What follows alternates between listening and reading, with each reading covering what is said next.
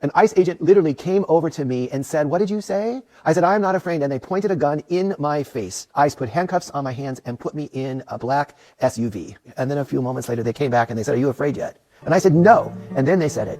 "Well, you're white. You wouldn't be fun anyway." It was then that I knew that this staging, that these ICE raids are really about fear and intimidation. Do you know who this man is or who he represents? He's a Christian pastor. As a pastor, he stood between ICE and this girl. And what did he say to them? Take me, leave her alone. What kind of bravery would it take to say that? A lot.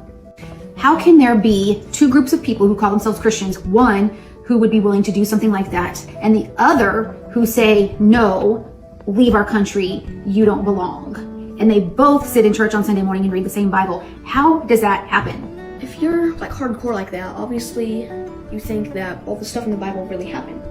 You're most likely afraid to burn in hell if you disagree with the Bible. Even though Jesus said, love your neighbor as you love yourself, ICE is doing what Jesus said not to do.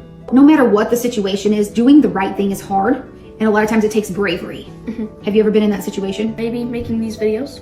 I know that there are a lot of people who would disapprove of what we're doing. They might send threats to us, but I mean, we're making a difference.